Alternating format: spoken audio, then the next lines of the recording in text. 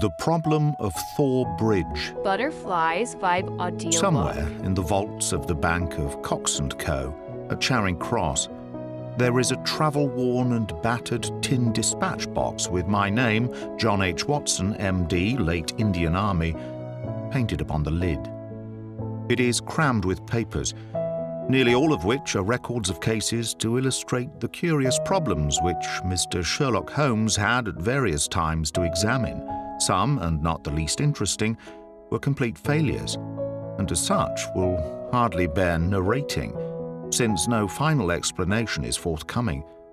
A problem without a solution may interest the student, but can hardly fail to annoy the casual reader. Among these unfinished tales is that of Mr. James Phillimore, who, stepping back into his own house to get his umbrella, was never more seen in this world. No less remarkable is that of the cutter Alicia, which sailed one spring morning into a small patch of mist, from where she never again emerged. Nor was anything further ever heard of herself and her crew. A third case worthy of note is that of Isadora Persano, the well-known journalist and duelist who was found stark staring mad with a matchbox in front of him which contained a remarkable worm, said to be unknown to science. Apart from these unfathomed cases, there are some which involve the secrets of private families to an extent which would mean consternation in many exalted quarters if it were thought possible that they might find their way into print.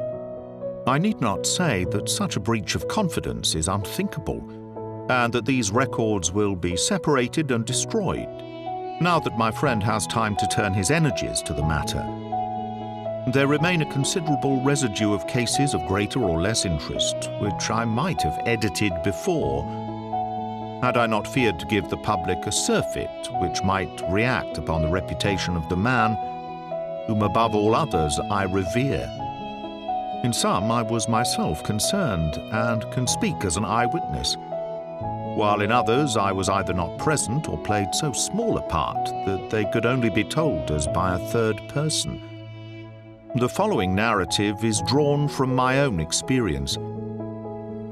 It was a wild morning in October, and I observed as I was dressing how the last remaining leaves were being whirled from the solitary plane tree which graces the yard behind our house.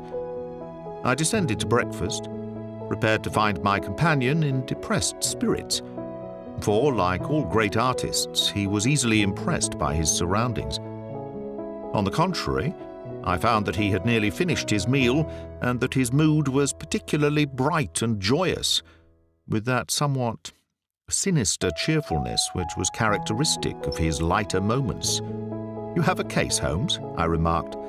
"The faculty of deduction is certainly contagious, Watson," he answered. "It has enabled you to probe my secret. Yes, I have a case. After a month of trivialities and stagnation, the wheels move once more. Might I share it?" "There is little to share, but we may discuss it when you have consumed the 2 hard-boiled eggs with which our new cook has favored us. Their condition may not be unconnected with the copy of the Family Herald, which I observed yesterday upon the hall table. Even so trivial a matter as cooking an egg demands an attention which is conscious of the passage of time, and incompatible with the love romance in that excellent periodical." A quarter of an hour later, the table had been cleared, and we were face to face. He had drawn a letter from his pocket. "You have heard of Neil Gibson, the Gold King?" he said. "You mean the American senator? Well, he was once senator for some western state, but is better known as the greatest gold-mining magnate in the world." "Yes, I know of him. He has surely lived in England for some time. His name is very familiar." "Yes. He bought a considerable estate in Hampshire some 5 years ago. Possibly you have already heard of the tragic end of his wife." "Of course, I remember it now." "That is why the name is familiar. But I really know nothing of the details." Holmes waved his hand towards some papers on a chair. "I had no idea that the case was coming my way, or I should have had my extracts ready," said he. The fact is that the problem, though exceedingly sensational, appeared to present no difficulty. The interesting personality of the accused does not obscure the clearness of the evidence. That was the view taken by the coroner's jury and also in the police court proceedings. It is now referred to the assizes at Winchester. I fear it is a thankless business. I can discover facts, Watson, but I cannot change them. Unless some entirely new and unexpected ones come to light, I do not see what my client can hope for. Your client? Ah, I forgot I had not told you. I'm getting into your involved habit, Watson, of telling a story backward. You had best read this first. The letter which he handed to me, written in a bold, masterful hand, ran as follows. Claridge's Hotel, October 3rd. Dear Mr. Sherlock Holmes, I can't see the best woman God ever made go to her death without doing all that is possible to save her. I can't explain things. I can't even try to explain them, but I know beyond all doubt that Miss Dunbar is innocent. You know the facts. Who doesn't? It has been the gossip of the country, and never a voice raised for her. It's the damned injustice of it all that makes me crazy. That woman has a heart that wouldn't let her kill a fly. Well, I'll come at 11 tomorrow and see if you can get some ray of light in the dark. Maybe I have a clue and don't know it. Anyhow, all I know and all I have and all I am are for your use. If only you can save her. If ever in your life you showed your powers, put them now into this case. Yours faithfully, J. Neil Gibson. There you have it, said Sherlock Holmes, knocking out the ashes of his after-breakfast pipe and slowly refilling it. That is the gentleman I await. As to the story, you have hardly time to master all these papers, so I must give it to you in a nutshell if you are to take an intelligent interest in the proceedings. This man is the greatest financial power in the world, and a man, as I understand, of most violent and formidable character. He married a wife, the victim of this tragedy, of whom I know nothing save that she was past her prime, which was the more unfortunate as a very attractive governess superintended the education of 2 young children. These are the 3 people concerned, and the scene is a grand old manor house, the centre of a historical English estate. Then, as to the tragedy, the wife was found in the grounds nearly half a mile from the house late at night, clad in her dinner dress, with a shawl over her shoulders and a revolver bullet through her brain. No weapon was found near her, and there was no local clue as to the murder. No weapon near her, Watson. Mark that. The crime seems to have been committed late in the evening, and the body was found by a gamekeeper about 11 o'clock, when it was examined by the police and by a doctor before being carried up to the house. Is this too condensed, or can you follow it clearly? It is all very clear. But why suspect the governess? Well, in the first place, there is some very direct evidence. A revolver with 1 discharged chamber and a caliber which corresponded with the bullet was found on the floor of her wardrobe. His eyes fixed, and he repeated in broken words, on the floor of her wardrobe. Then he sank into silence, and I saw that some train of thought had been set moving, which I should be foolish to interrupt. Suddenly, with a start, he emerged into brisk life once more. Yes, Watson, it was found. Pretty damning, eh?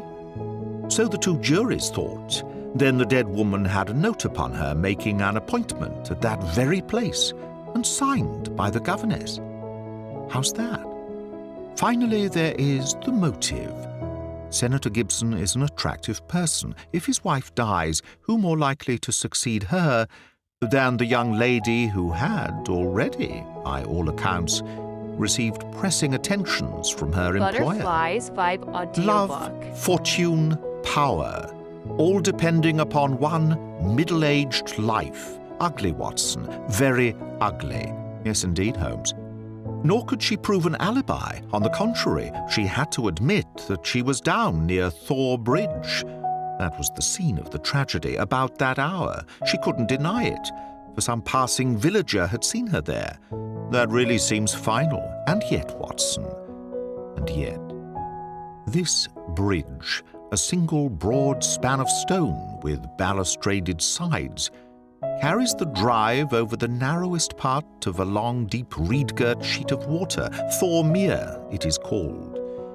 In the mouth of the bridge lay the dead woman. Such are the main facts. But here, if I mistake not, is our client, considerably before his time. Billy had opened the door, but the name which he announced was an unexpected one. Mr. Marlowe Bates was a stranger to both of us. He was a thin, nervous wisp of a man with frightened eyes and a twitching, hesitating manner, a man whom my own professional eye would judge to be on the brink of an absolute nervous breakdown. "You seem agitated, Mr. Bates," said Holmes. "Pray sit down.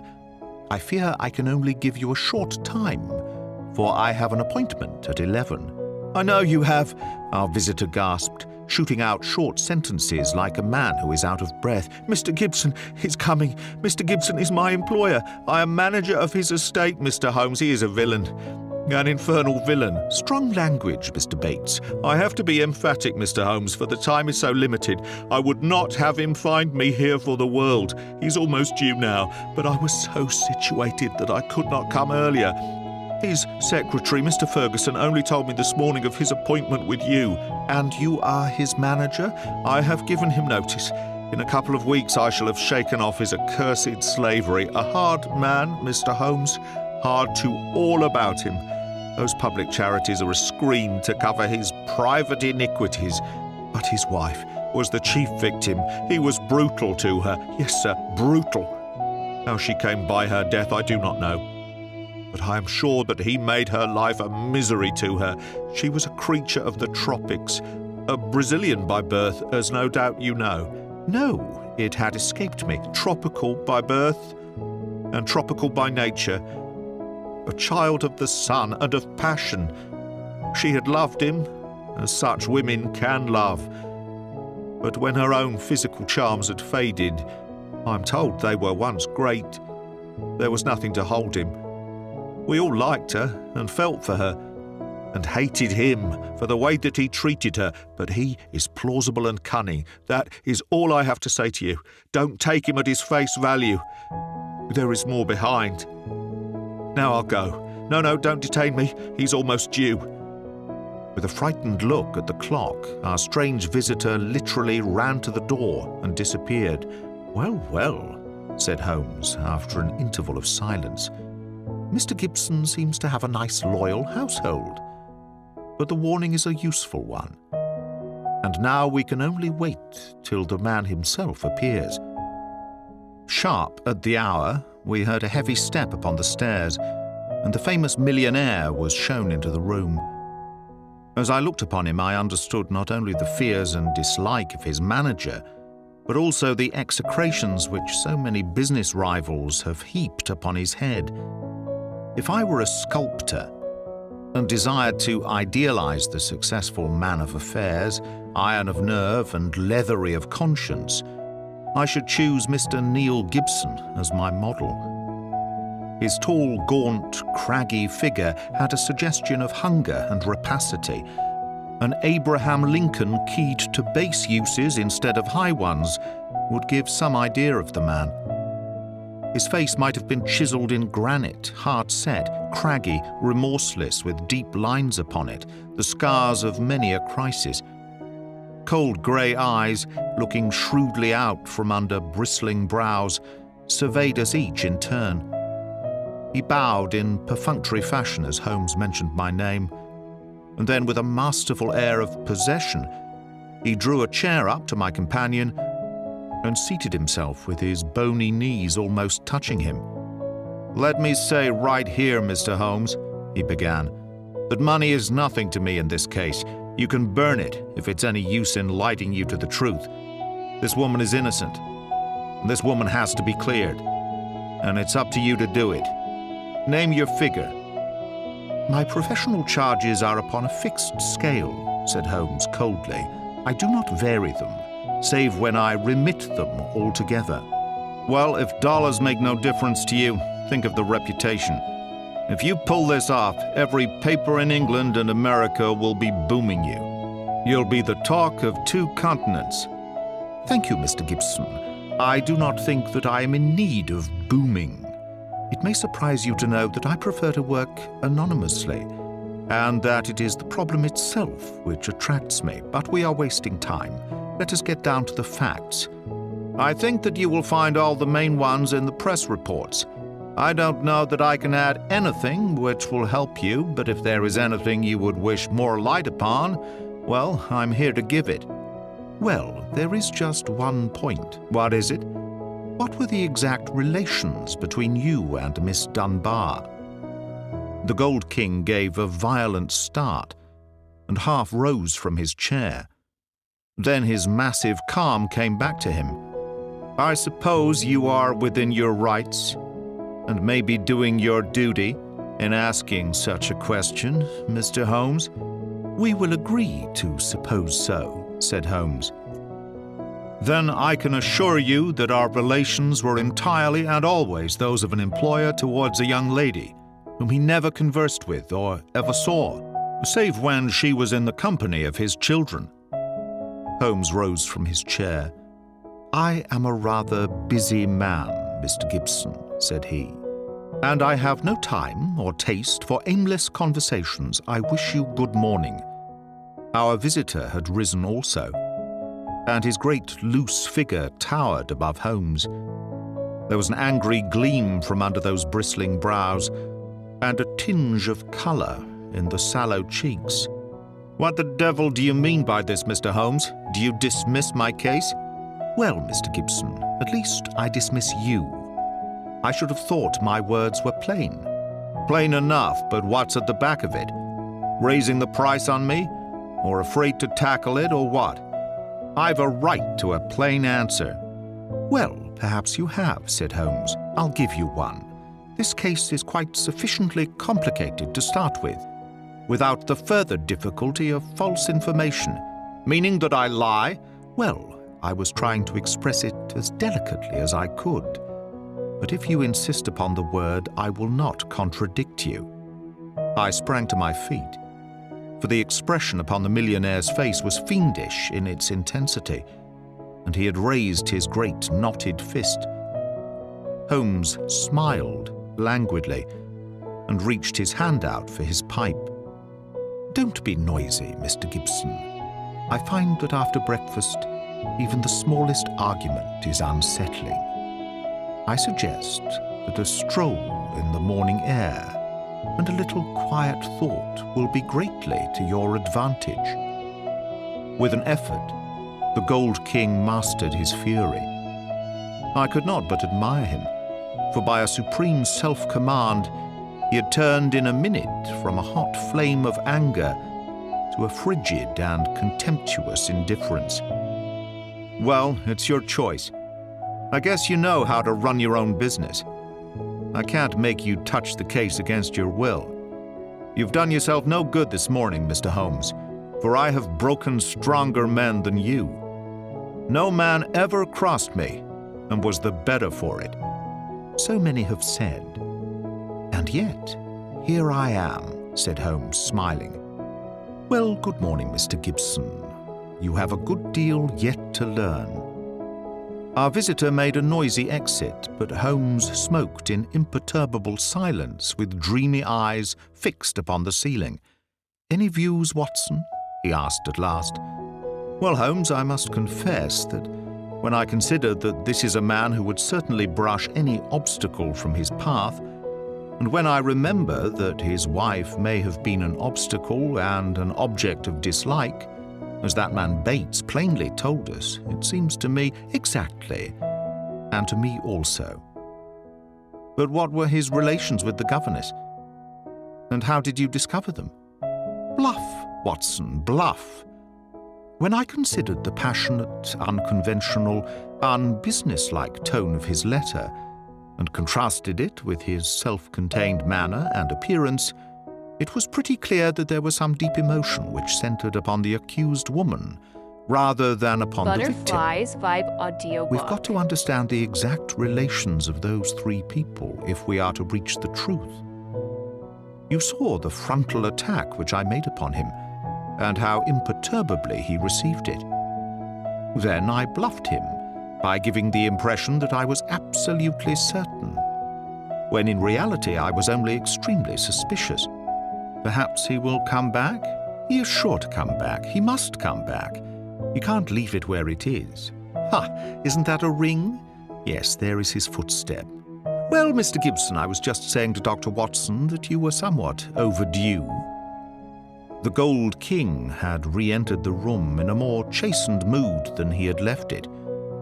His wounded pride still showed in his resentful eyes, but his common sense had shown him that he must yield if he would attain his end. I've been thinking it over, Mr. Holmes, and I feel that I have been hasty in taking your remarks amiss.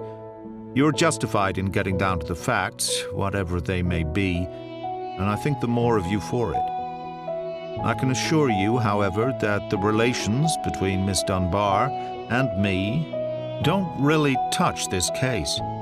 That is for me to decide, is it not? Yes, I guess that is so.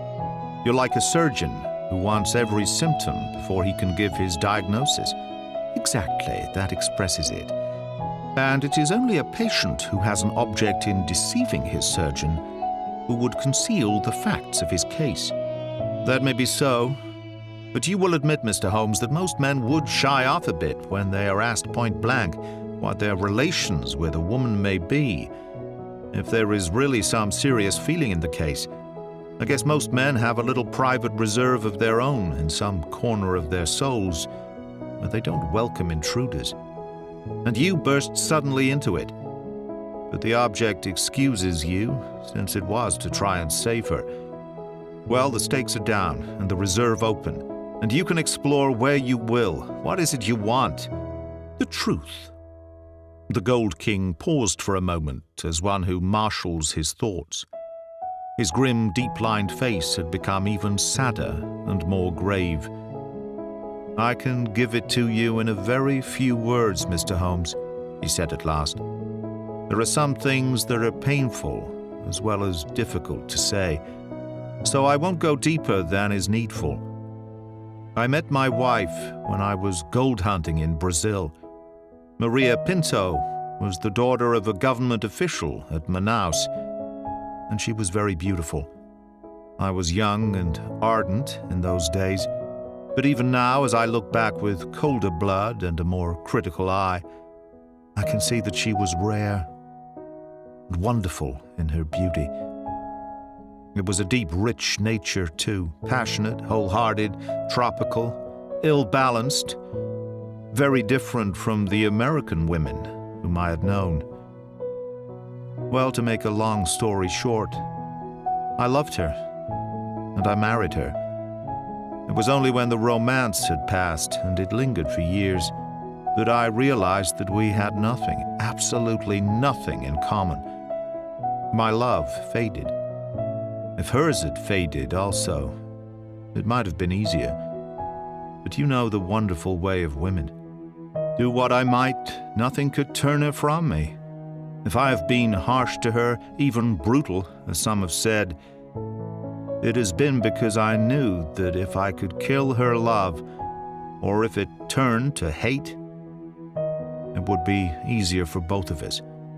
But nothing changed her. She adored me in those English woods as she had adored me 20 years ago on the banks of the Amazon. Do what I might, she was as devoted as ever.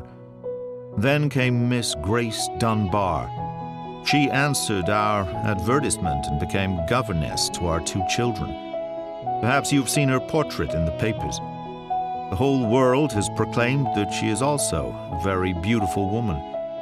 Now I make no pretense to be more moral than my neighbors, and I will admit to you that I could not live under the same roof with such a woman and in daily contact with her without feeling a passionate regard for her.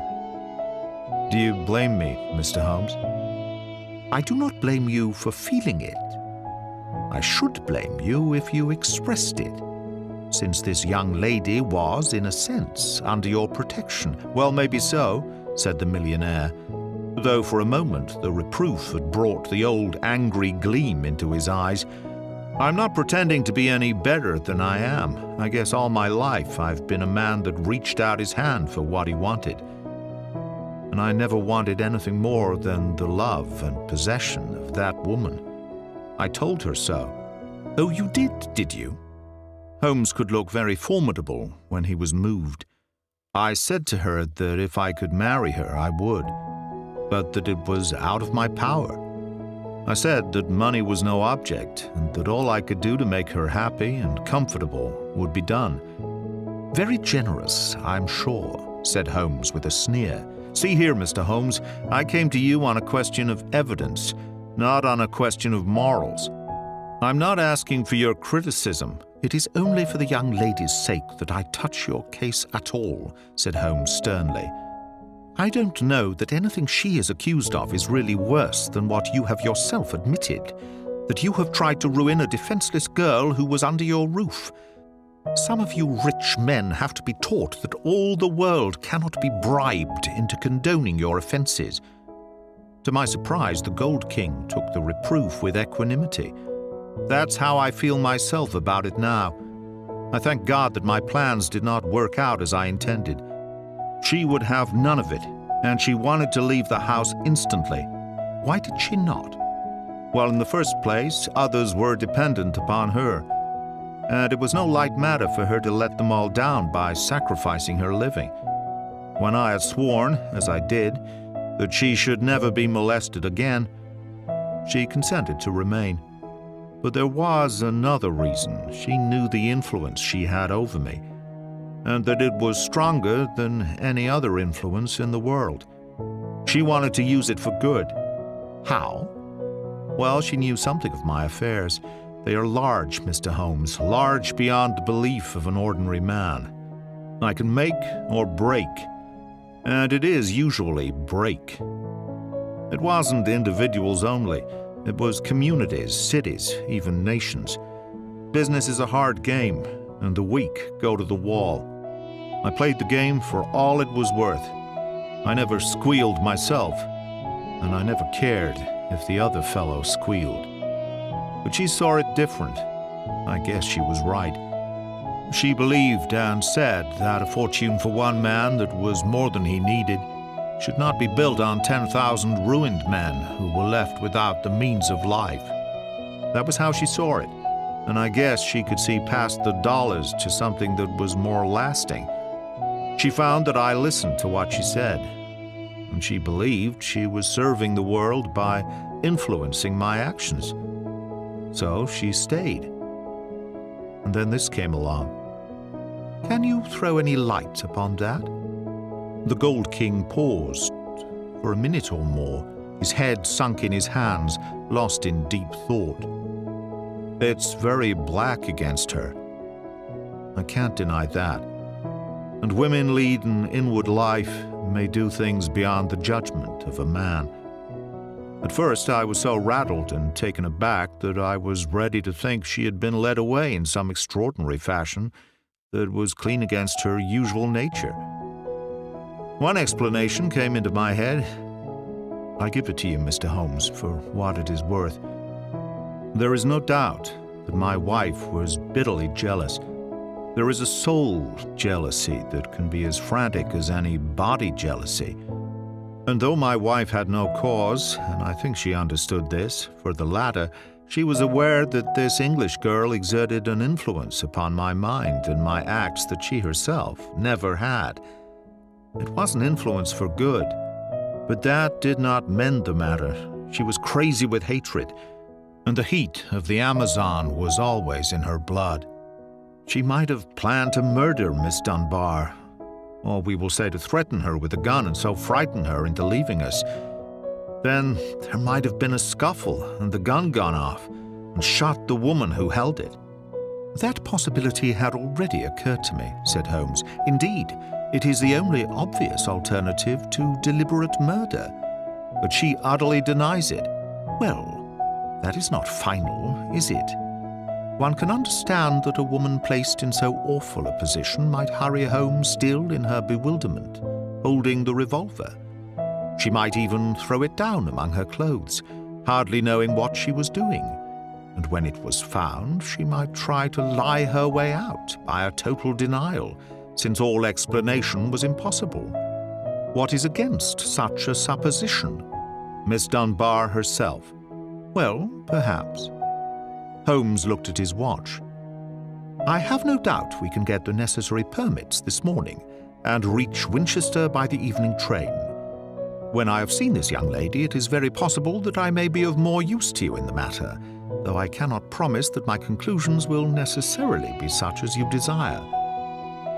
There was some delay in the official pass, and instead of reaching Winchester that day, we went down to Thor Place, the Hampshire estate of Mr. Neil Gibson. He did not accompany us himself, but we had the address of Sergeant Coventry of the local police, who had first examined into the affair. He was a tall, thin, cadaverous man with a secretive and mysterious manner, which conveyed the idea that he knew or suspected a very great deal more than he dared say. He had a trick, too, of suddenly sinking his voice to a whisper, as if he had come upon something of vital importance, though the information was usually commonplace enough. Behind these tricks of manner, he soon showed himself to be a decent, honest fellow who was not too proud to admit that he was out of his depth and would welcome any help. "Anyhow, I'd rather have you than Scotland Yard, Mr. Holmes," said he. "If the Yard gets called into a case, then the local loses all credit for success and may be blamed for failure. Now, you play straight, so I've heard." "I need not appear in the matter at all," said Holmes, to the evident relief of our melancholy acquaintance. "If I can clear it up, I don't ask to have my name mentioned."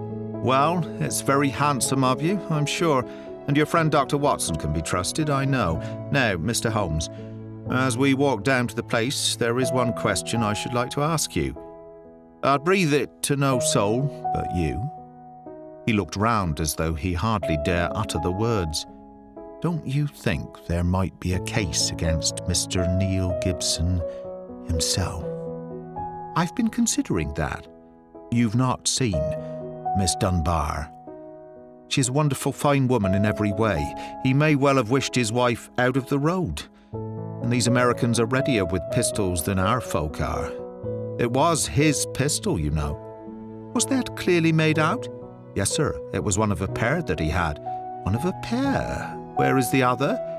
"Well, the gentleman has a lot of firearms of one sort and another. We never quite matched that particular pistol. But the box was made for two." "If it was one of a pair, you should surely be able to match it." "Well, we have them all laid out at the house, if you would care to look them over." "Later, perhaps. I think we will walk down together and have a look at the scene of the tragedy." This conversation had taken place in the little front room of Sergeant Coventry's humble cottage, which served as the local police station. A walk of half a mile or so across a wind-swept heath, all gold and bronze with the fading ferns, brought us to a side gate opening into the grounds of the Thor Place estate. A path led us through the pheasant preserves, and then from a clearing we saw the widespread, half-timbered house, half Tudor and half Georgian, upon the crest of the hill. Beside us there was a long, reedy pool, constricted in the centre, where the main carriage drive passed over a stone bridge, but swelling into small lakes on either side. Our guide paused at the mouth of this bridge and pointed to the ground. That was where Mrs. Gibson's body lay. "I marked it by that stone." "I understand that you were there before it was moved." "Yes. They sent for me at once." "Who did?" "Mr. Gibson himself. The moment the alarm was given and he had rushed down with others from the house, he insisted that nothing should be moved until the police should arrive." "That was sensible. I gathered from the newspaper report that the shot was fired from close quarters." "Yes, sir, very close." "Near the right temple?" "Just behind it, sir." "How did the body lie?" "On the back, sir." No trace of a struggle, no marks, no weapon. The short note from Miss Dunbar was clutched in her left hand. Clutched, you say? Yes, sir. We could hardly open the fingers. That is of great importance. It excludes the idea that anyone could have placed the note there after death in order to furnish a false clue. Dear me, the note, as I remember, was quite short. I will be at Thor Bridge at 9 o'clock. G. Dunbar. Was that not so? Yes, sir. Did Miss Dunbar admit writing it? Yes, sir. What was her explanation? Butterflies Her defense was Vibe reserved for the Audiobook. assizes. She would say nothing. The problem is certainly a very interesting one. The point of the letter is very obscure, is it not? Well, sir, said the guide, it seemed, if I may be so bold as to say so, the only really clear point in the whole case. Holmes shook his head. Granting that the letter is genuine and was really written, it was certainly received some time before, say 1 hour or 2. Why then was this lady still clasping it in her left hand? Why should she carry it so carefully? She did not need to refer to it in the interview. Does it not seem remarkable? Well, sir, as you put it, perhaps it does. I think I should like to sit quietly for a few minutes and think it out. He seated himself upon the stone ledge of the bridge, and I could see his quick grey eyes darting their questioning glances in every direction. Suddenly he sprang up again and ran across to the opposite parapet, whipped his lens from his pocket, and began to examine the stonework. This is curious, said he. Yes, sir, we saw the chip on the ledge. I expect it's been done by some passer-by. The stonework was grey, but at this one point it showed white for a space not larger than a sixpence. When examined closely, one could see that the surface was chipped, as by a sharp blow. It took some violence to do that, said Holmes thoughtfully. With his cane, he struck the ledge several times without leaving a mark. Yes, it was a hard knock, in a curious place too. It was not from above, but from below, for you see that it is on the lower edge of the parapet. But it is at least 15 feet from the body. Yes, it is 15 feet from the body. It may have nothing to do with the matter, but it is a point worth noting. I do not think that we have anything more to learn here. There were no footsteps, you say? The ground was iron hard, sir. There were no traces at all. Then we can go. We will go up to the house first and look over these weapons of which you speak. Then we shall get on to Winchester, for I should desire to see Miss Dunbar before we go farther. Mr. Neil Gibson had not returned from town, but we saw in the house the neurotic Mr. Bates, who had called upon us in the morning. He showed us with a sinister relish the formidable array of firearms of various shapes and sizes which his employer had accumulated in the course of an adventurous life. Mr. Gibson has his enemies, as anyone would expect who knew him and his methods, said he. He sleeps with a loaded revolver in the drawer beside his bed. He is a man of violence, sir, and there are times when all of us are afraid of him. I am sure that the poor lady who was passed was often terrified. Did you ever witness physical violence towards her? No, I cannot say that, but I have heard words which were nearly as bad, words of cold, cutting contempt, even before the servants. Our millionaire does not seem to shine in private life, remarked Holmes as we made our way to the station. Well, Watson, we have come on a good many facts, some of them new ones, and yet I seem some way from my conclusion. In spite of the very evident dislike which Mr. Bates has to his employer, I gather from him that when the alarm came, he was undoubtedly in his library. Dinner was over at 8:30 and all was normal up to then. It is true that the alarm was somewhat late in the evening, but the tragedy certainly occurred about the hour named in the note.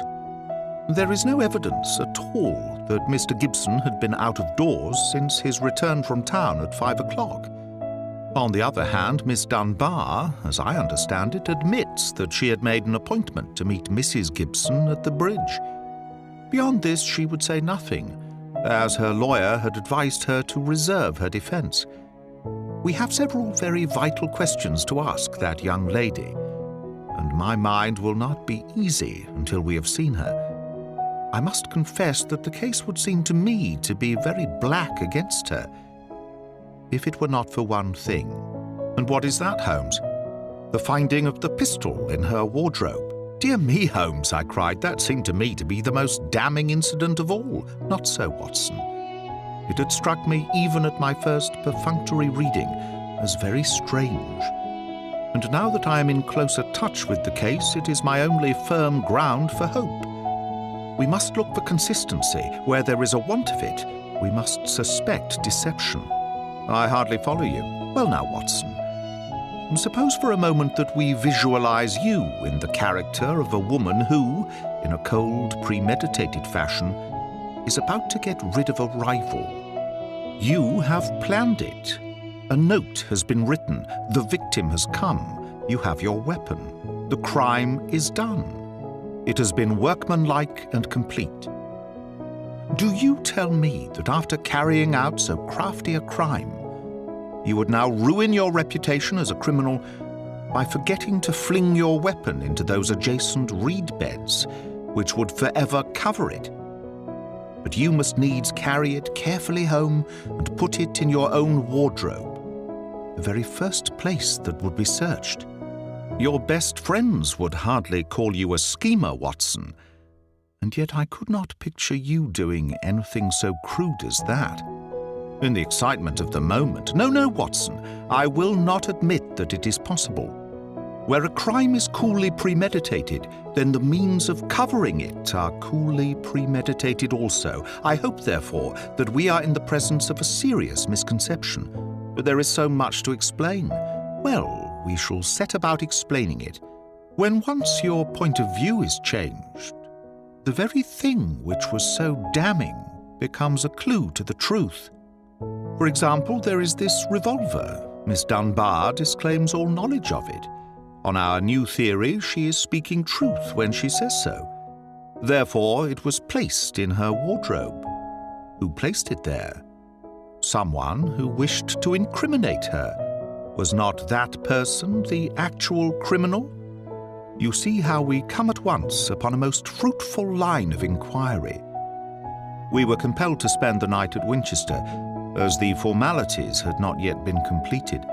But next morning, in the company of Mr. Joyce Cummings, a rising barrister who was entrusted with the defence, we were allowed to see the young lady in her cell. I had expected, from all that we have heard, to see a beautiful woman, but I can never forget the effect which Miss Dunbar produced upon me. It was no wonder that even the masterful millionaire had found in her something more powerful than himself, something which could control and guide him. One felt, too, as one looked at the strong, clear-cut and yet sensitive face, that even should she be capable of some impetuous deed, nonetheless there was an innate nobility of character which would make her influence always for the good. She was a brunette, tall, with a noble figure and commanding presence, but her dark eyes had in them the appealing, helpless expression of the hunted creature who feels the nets around it, but can see no way out from the toils. Now, as she realized the presence and the help of my famous friend, there came a touch of colour in her wan cheeks, and a light of hope began to glimmer in the glance which she turned upon us.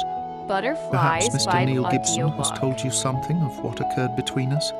She asked in a low, agitated voice. Yes, Holmes answered. You need not pain yourself by entering into that part of the story. After seeing you, I am prepared to accept Mr. Gibson's statement, both as to the influence which you had over him and as to the innocence of your relations with him. But why was the whole situation not brought out in court? It seemed to me incredible that such a charge could be sustained. I thought that if we waited, the whole thing must clear itself up without our being compelled to enter into painful details of the inner life of the family. But I understand that far from clearing, it has become even more serious, "My dear young lady," cried Holmes earnestly, "I beg you to have no illusions upon the point.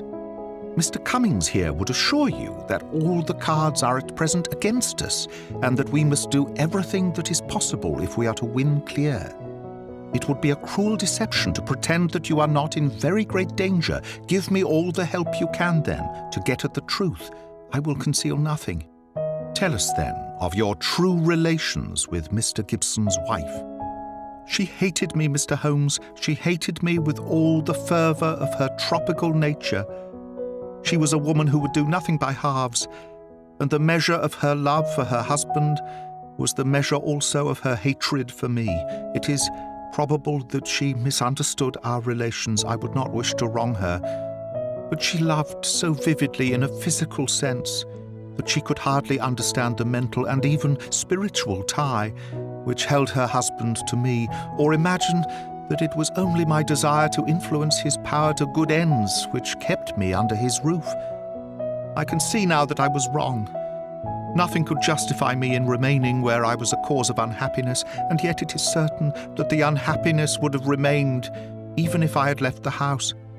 "Now, Miss Dunbar," said Holmes, "I beg you to tell us exactly what occurred that evening." "I can tell you the truth so far as I know it, Mr. Holmes, but I am in a position to prove nothing, and there are points, the most vital points, which I can neither explain, nor can I imagine any explanation. If you will find the facts, perhaps others may find the explanation. With regard, then, to my presence at Thor Bridge that night, I received a note from Mrs. Gibson in the morning. It lay on the table of the schoolroom, and it may have been left there by her own hand. It implored me to see her there after dinner, said she had something important to say to me, and asked me to leave an answer on the sundial in the garden, as she desired no one to be in our confidence. I saw no reason for such secrecy, but I did as she asked, accepting the appointment. She asked me to destroy her note, and I burned it in the schoolroom grate.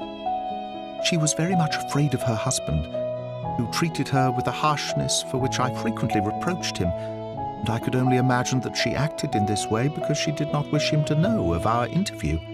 Yet she kept your reply very carefully. Yes, I was surprised to hear that she had it in her hand when she died. Well, what happened then? I went down as I had promised. When I reached the bridge, she was waiting for me. Never did I realize till that moment how this poor creature hated me. She was like a madwoman.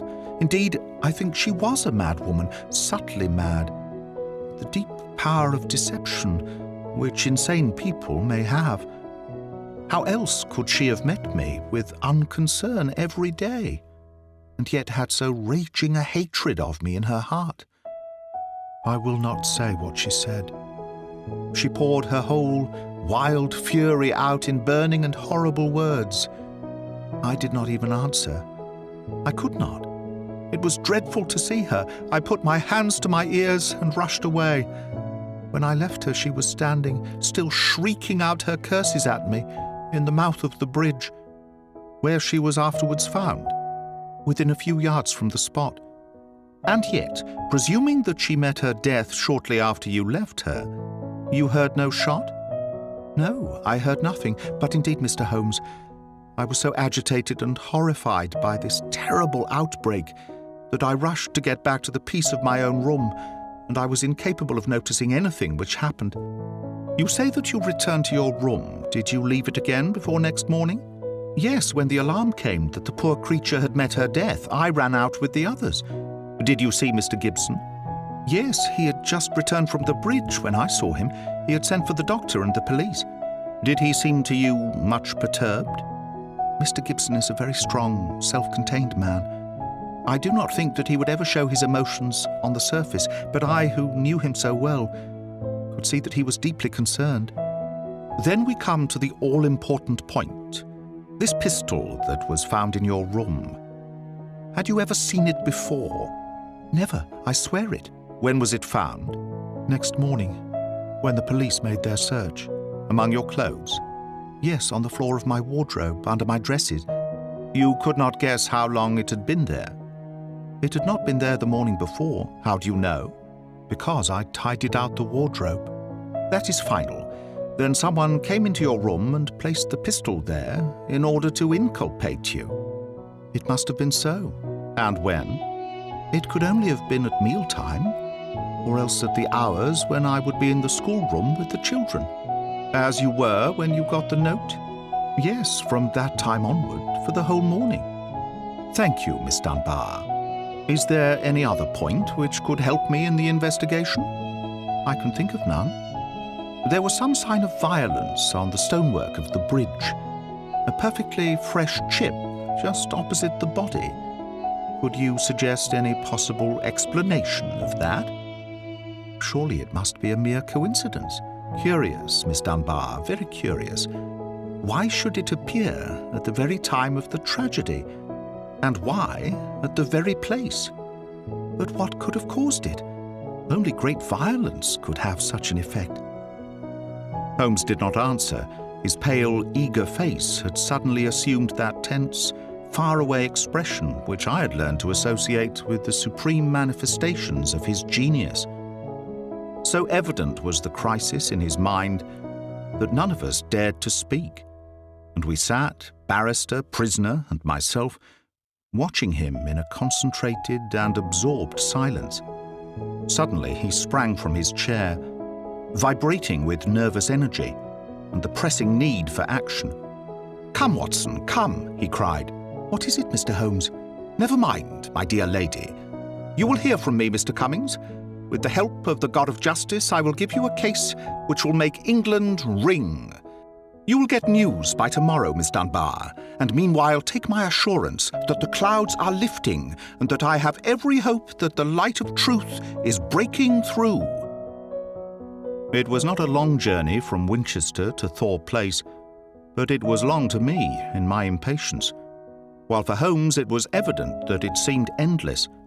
For in his nervous restlessness he could not sit still, but paced the carriage or drummed with his long, sensitive fingers upon the cushions beside him. Suddenly, however, as we neared our destination, he seated himself opposite to me. We had a first-class carriage to ourselves, and laying a hand upon each of my knees, he looked into my eyes with the peculiarly mischievous gaze which was characteristic of his more imp-like moods. "Watson," said he, "I have some recollection that you go armed upon these excursions of ours." It was as well for him that I did so, for he took little care for his own safety when his mind was once absorbed by a problem, so that more than once my revolver has been a good friend in need. I reminded him of the fact. Yes, I am a little absent-minded in such matters. But have you your revolver on you? I produced it from my hip pocket, a short, handy, but very serviceable little weapon. He undid the catch, shook out the cartridges, and examined it with care. "It's heavy, remarkably heavy," said he. "Yes, it's a solid bit of work." He mused over it for a minute. "Do you know, Watson," said he, "I believe your revolver is going to have a very intimate connection with the mystery which we are investigating." "My dear Holmes, you are joking." "No, Watson, I'm very serious. There is a test before us. If the test comes off, all will be clear, and the test will depend upon the conduct of this little weapon. One cartridge out. Now we will replace the other 5 and put on the safety catch, so.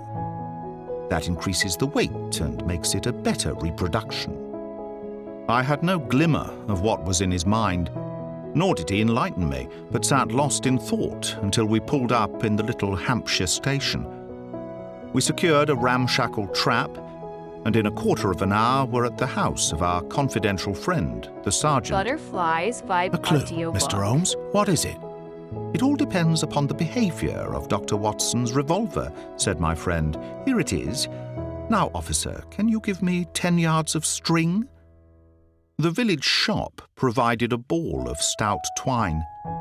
"I think that this is all we will need," said Holmes. "Now, if you please, we will get off on what I hope is the last stage of our journey." The sun was setting and turning the rolling Hampshire moor into a wonderful autumnal panorama. The sergeant, with many critical and incredulous glances, which showed his deep doubts of the sanity of my companion, lurched along beside us.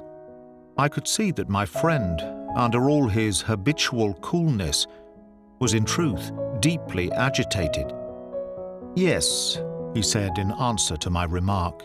"You have seen me miss my mark before, Watson. I have an instinct for such things, and yet it has sometimes played me false. It seemed a certainty when first it flashed across my mind in the cell at Winchester, but one drawback of an active mind is that one can always conceive alternative explanations, which would make our scent a false one, and yet...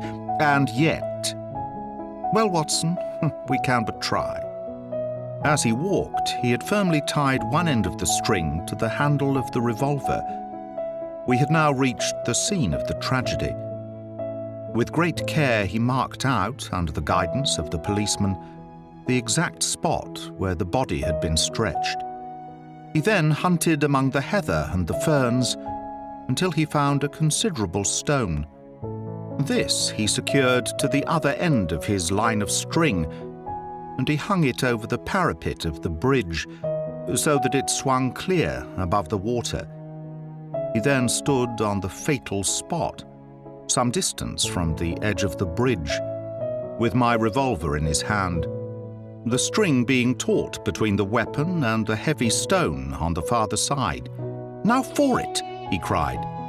At the words he raised the pistol to his head and then let go his grip. In an instant it had been whisked away by the weight of the stone, had struck with a sharp crack against the parapet, and had vanished over the side into the water. It had hardly gone before Holmes was kneeling beside the stonework, and a joyous cry showed that he had found what he expected. "Was there ever a more exact demonstration?" he cried. "See, Watson, your revolver has solved the problem." As he spoke, he pointed to a second chip of the exact size and shape of the first, which had appeared on the under edge of the stone balustrade. "We'll stay at the inn tonight," he continued, as he rose and faced the astonished sergeant. "You will, of course, get a grappling hook, and you will easily restore my friend's revolver. You will also find beside it the revolver string and weight with which this vindictive woman attempted to disguise her own crime and to fasten a charge of murder upon an innocent victim. You can let Mr. Gibson know that I will see him in the morning, when steps can be taken for Miss Dunbar's vindication." Late that evening, as we sat together smoking our pipes in the village inn, Holmes gave me a brief review of what had passed. "I fear, Watson," said he, "that you will not improve any reputation which I may have acquired by adding the case of the Thor Bridge mystery to your annals. I have been sluggish in mind, and wanting in that mixture of imagination and reality which is the basis of my art. I confess that the chip in the stonework was a sufficient clue to suggest the true solution, and that I blame myself for not having attained it sooner. It must be admitted that the workings of this unhappy woman's mind were deep and subtle, so that it was no very simple matter to unravel her plot.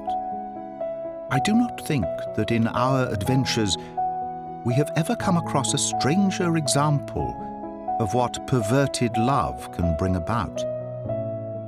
Whether Miss Dunbar was her rival in a physical or in a merely mental sense seems to have been equally unforgivable in her eyes. No doubt she blamed this innocent lady for all those harsh dealings and unkind words with which her husband tried to repel her too demonstrative affection. Her first resolution was to end her own life. Her second was to do it in such a way as to involve her victim in a fate which was worse far than any sudden death could be. We can follow the various steps quite clearly, and they show a remarkable subtlety of mind. A note was extracted very cleverly from Miss Dunbar, which would make it appear that she had chosen the scene of the crime. In her anxiety that it should be discovered, she somewhat overdid it by holding it in her hand to the last. This alone should have excited my suspicions earlier than it did. Then she took one of her husband's revolvers. There was, as you saw, an arsenal in the house and kept it for her own use. A similar one she concealed that morning in Miss Dunbar's wardrobe after discharging one barrel, which she could easily do in the woods without attracting attention. She then went down to the bridge, where she had contrived this exceedingly ingenious method for getting rid of her weapon. When Miss Dunbar appeared, she used her last breath in pouring out her hatred, and then, when she was out of hearing, carried out her terrible purpose. Every link is now in its place, and the chain is complete. The papers may ask why the mere was not dragged in the first instance, but it is easy to be wise after the event. And in any case, the expanse of a reed-filled lake is no easy matter to drag, unless you have a clear perception of what you are looking for and where. Well, Watson, we have helped a remarkable woman and also a formidable man. Should they in the future join their forces, as seems not unlikely, the financial world may find that Mr. Neil Gibson has learned something in that schoolroom of sorrow where our earthly lessons are taught. ButterfliesVibe audiobook. That is the end of The Problem at Thor Bridge by Sir Arthur Conan Doyle.